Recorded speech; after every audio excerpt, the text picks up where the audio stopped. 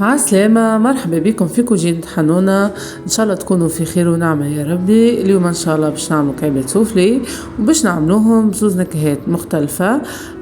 نكهة دجاج ونكهة التن، وصدقوني بطريقة سهلة على الاخر. ما نطولش عليكم. اول حاجة باش نبداو بالدجاج. باش نحطوا شوية زيت، نحطوا البصل، نزيدوا نلحقوا عليه الدجاج كما قلت لكم. راهو هذه نتاع فيسع. نجموا نزيدوا زيادة كعبة بطاطا، وباش نفوحوا بشوية كركم، فلفل اكحل وطريف ملح. ما نكثروش في الملح خاطر احنا باش نزيدوا الجبن، وباش نقليوهم شوية في الزيت. ومن بعد ما يتقليو شوية باش نزرقوهم بشوية ماء. نجموا نزيدوا زادا المعدنوس، كان تحبوا السبناخ عندكم السبناخ نجموا نضيفوا السبناخ يفوح على الاخر. يعني هنا باش نزيد شويه معدنوس ونخليه يطيب في عقله حتى لين كما نقولوا احنا توقف على زيتها تطيب بالكدا، ونخليوها تبرد. تو باش نتعداو للنكهه الثانيه اللي هي نكهه التن. سهله على الاخر وما تستحقش زاده حتى باش طيبوها.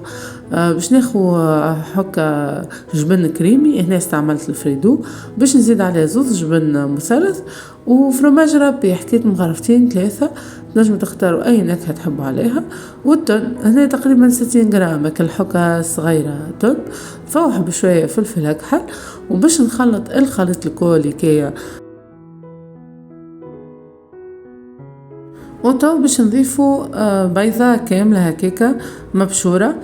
هنا فما مرحلة ما صورتهاش اني باش نزيدوا ابيض عظمة، ولا زادت نجموا تزيدوه بيضة كاملة، مش مشكل. وبالطبيعة اللي يحب ينجم يزيد كبار، ينجم يزيد زيتون، ينجم يزيدوا الهريسة اللي تحب الحار. معناتها تفنوا كما تحبوا. توا باش نرجع لحشوة الدجاج باش نفرموا مليح لين يولي كيف العجينة كيف ما تشوفوا فيه. وباش نزيد نفوحوا جبن مثلثات، شوية جبن ربي، ونخلطوا مليح. وكيف العادة نزيدوها عظيمة ولا زوز احنا والكمية الحشو اللي عنا، وهكا نكونوا تحصلنا على زوز نكهات وما شدوناش ليد بالكل. سوفلي هذا نجموا نهزوه معنا للخدمة. بالنسبة للطلبة زاد نجموا نهزوه معهم. معناتها رمجة للصغيرات.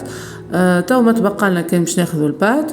هنا البات راني صورتها لكم في فيديو الباجيت فارسي، معناتها نفس العجينة.